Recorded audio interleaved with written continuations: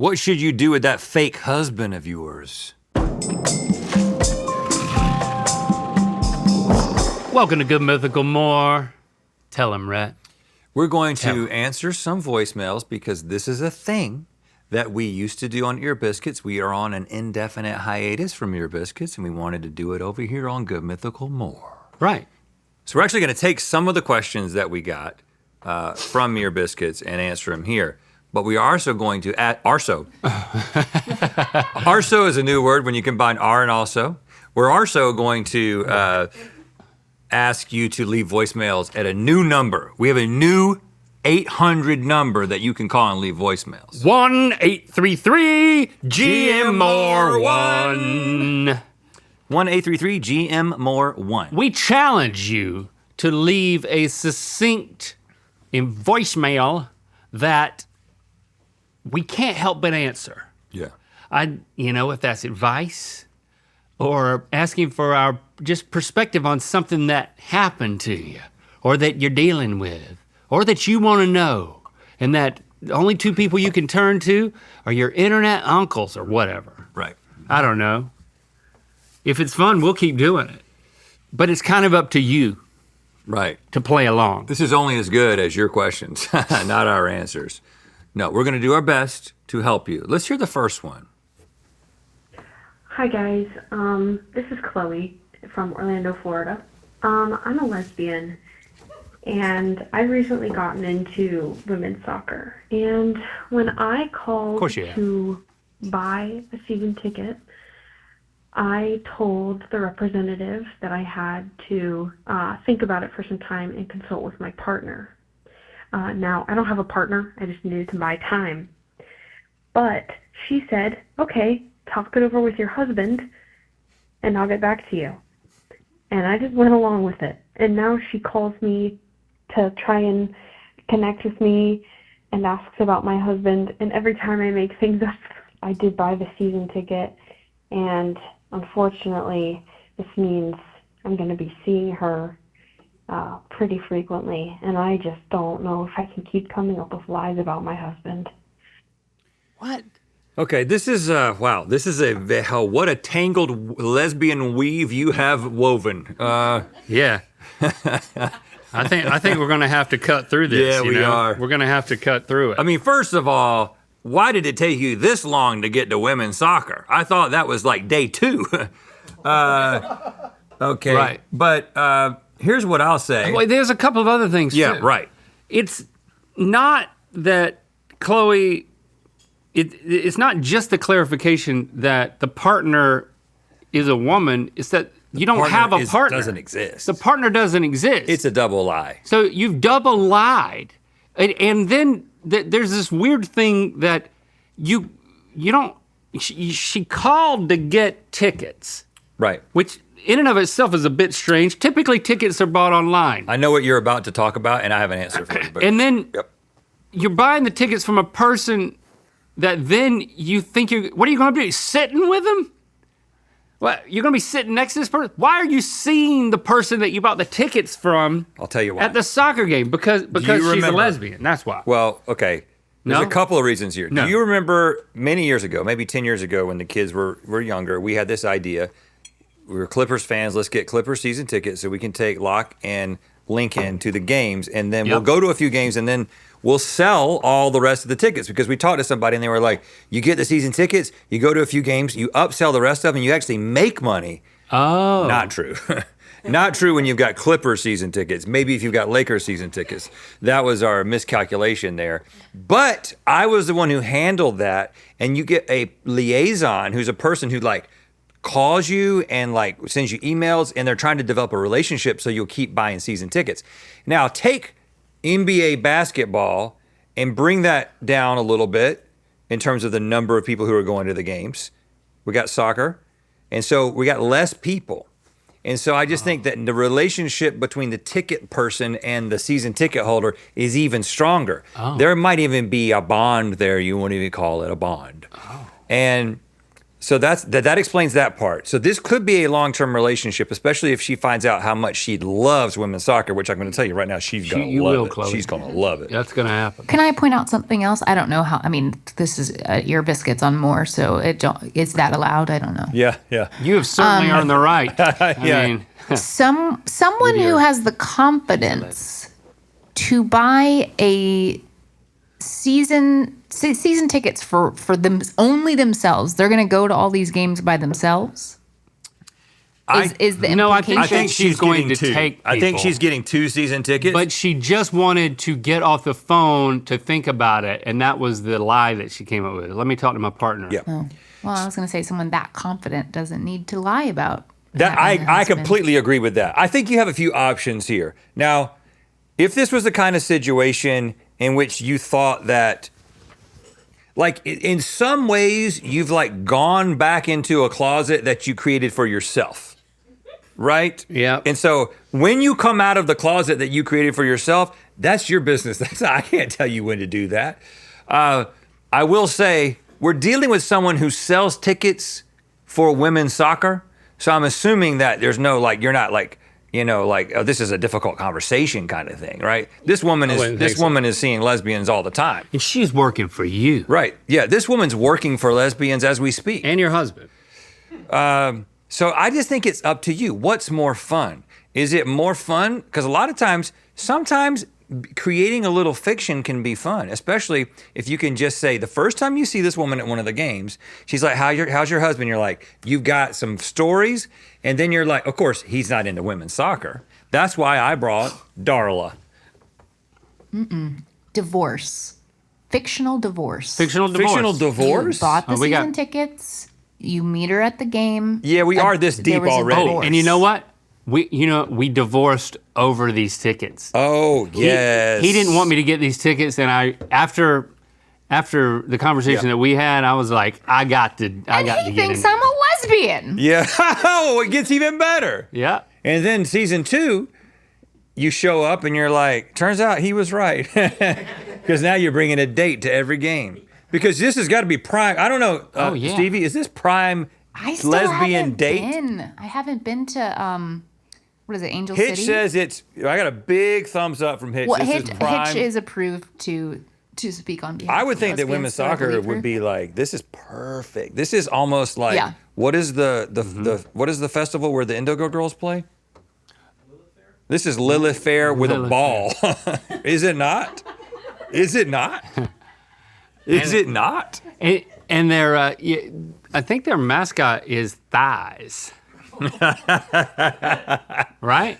What is the local pro? I think it's Angel City, right? Women's soccer team. Hitch? Angel City. Yeah. There's But- so many local soccer teams. But the visualization of that is two thick thighs. Angel City thighs. Yeah. All right. Okay, well, I think we've solved this one, Chloe. You know what to do. Let's hear another one. Hey, Rhett and Link. This is Olivia. So me and my fiance are getting married, but me and my fiance Atlas had decided that we were going to let it be a kid-free wedding, and my aunt received her letter or invitation in the mail the other day and saw that her 8-year-old son wasn't listed on the invitation and got super, super upset that we were not including him. And I'm just, how do I go about this situation? Because I don't want to bend for her, and she also kind of sent me a condescending text message. It felt like she was kind of holding her help over my head for the wedding, and I don't love that. So, would love to know your thoughts. Well, I can't come to your wedding if I can't bring my 8-year-old son with me. I really want him to experience your wedding. It's your wedding. Coming out hot. On, Aunt.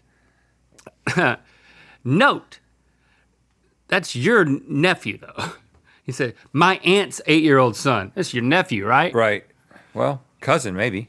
I do think that you're onto something with this childless wedding. I think you can keep that going.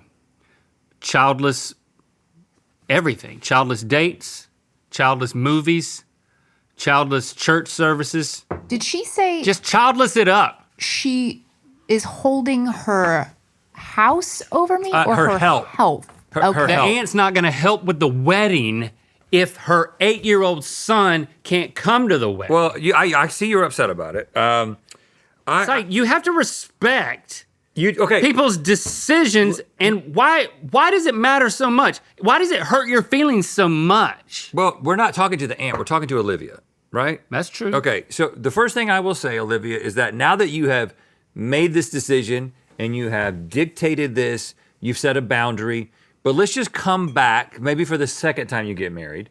I'm just gonna give my overall POV. I completely understand the desire for the child-free wedding. I totally understand it. I've had children.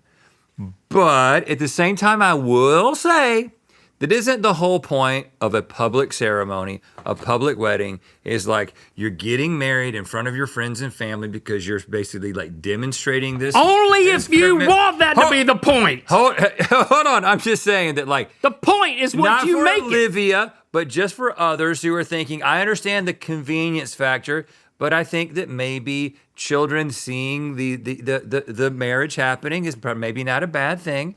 But we're setting that Who knows aside what she's having? because a you've porn wedding. already set you've already set the boundary. So now She's having a porn wedding? Maybe, and she could if she wanted to. It could be a lingerie. It could be a like porn Victoria's wedding. Secret wedding. did you say porn wedding? A porn wedding and what that what was- you did and say? what is Yeah. that? I don't know, but I'm saying I don't think that the nephew should be there for it. And she hold certainly on. has the right to make it Hold that. on. Do you know these people? Is that why you're is that why I you're just so I upset about don't it? like when people get in other people's business. Like when a decision is yours and then somebody is gonna them trying to manipulate to get their 8-year-old to come to it. The 8-year-old doesn't give a crap. This is probably true. But I could be wrong. I could be wrong about all this, so here's my solution. Okay, this is a quick turn. Take a deep breath. Call up your aunt and say, you know what? I'm going to make an exception for you. Bring your 8-year-old son, who's my nephew or cousin, but he's got to man up. Well, that was literally what I was thinking. Was let's put a mustache on. He's got to wear a mustache. He's got to wear a tux. He's got to be balding a little bit. Let's Make go him ahead look and like you can make an 8-year-old look like a very old man. right. I think he needs to Or have a very old woman. yeah, like a drinking problem or something. No. What if he just has he's got old man clothes on. Give him a cane. Well, this was my solution. I was like, I feel Well, then like we're on the same page. Yeah. I'm taking a little bit of issue with the child-free wedding thing, You know what? but I'm saying you've already done that. It's none of my business But either. now that you've done it, I just think that you have to think about minimizing the amount of damage, because if really holding the line here is the thing that you want to do, if that's going to create more pain than not holding the line, let the 8-year-old cross the line, but the 8-year-old has to cross the line on your terms. And they have to look like a very old woman when they come to the wedding, and no one will bat an eye. I think it might be difficult. Old woman? I'm saying, I think it's difficult to make an 8-year-old boy look like an old man, but I think you make him look like an old woman, probably. Well, if it's a porn wedding, he has to come as a pizza delivery man. Yes, and that is also an option. So you let them come, but under Plumber. conditions. And that child will learn an important lesson, which is you don't get exactly what you want. Sometimes if you want to go to a wedding, you gotta look like an old woman. I mean, the reason why Also, this kid child-free does not want to weddings go to this exist wedding. That's Come probably on. true. is Come on. because That's probably true. you know, why do child-free weddings exist? I think baby-free weddings. Here's the thing. Because a lot you of don't wanna times people will say disturb the ceremony. an 8-year-old is not going to disturb a ceremony. A baby, a toddler. That's why a lot of times it says children 6 and under, not permitted. I think when you just say child-free, you're like, what is the cutoff? 12? You can't have a 12-year-old at this wedding? I mean, what do you think, Chase? You've officiated at least 2 weddings. Yeah. Would you say 6 and under is the point where you would be really very distracted? I don't like talking to anyone 6 and under, so yeah. Yeah. See, Chase doesn't talk to children. That's not true. As a Chase policy. loves children. I just think that 8 is what kind of kid is this? 8-year-olds, they're not gonna do anything, right? So 6 is the cutoff. A 5-year-old, that's a problem. 5-year-old and under, like they have no ability to control themselves. They'll start whining openly. An 8-year-old's not gonna do that. I am wondering what the aunt's health has to do with anything. Help? Health. She's holding her No, health. her help. I thought she said. Her help. She's holding. She's not assisting. I thought we answered that earlier. I said, did she say house? No, help. Or I think I thought that, she said health. Like the day of the wedding, she's there to do some crowd control. I don't know what she's gonna do. Yeah, she's making the cake. And she's like, well, I'm not gonna do the thing Folding that the I was gonna do napkins. because my 8-year-old can't come. Yeah. So I think maybe if you make that exception, then you maybe had to clarify on the previous invitation. I would like to say that it is children 6 and under not permitted. And you know what? In this case, go 7 and under because you got an 8-year-old you're letting through. But what if they just don't want kids at their wedding? What if it's more of like a party wedding? Okay, well that's different. Like it's more about the reception. Oh, You don't want kids at the child-free reception. reception? That's the norm. Kids don't go to the norm. Kids don't go to the reception. I thought that Oh. the ceremony is like right before the reception, And then the kids go home. The kids get. so they get to stay for the really good part. Yeah. So and I didn't know that was the norm, but that's because they don't. I don't think that's true. I don't think it's the norm, but I think it's an option. Yeah, because it's like you got a bunch of adults getting drunk late So into the night. 6 and under, that makes sense. We don't know why 8, and I don't know why I got so upset. I get so upset about people being so opinionated without thinking things through. Okay. But we solved it, right? Join the Mythical Society now to get exclusive access and connect with fellow Mythical Beasts in our own community.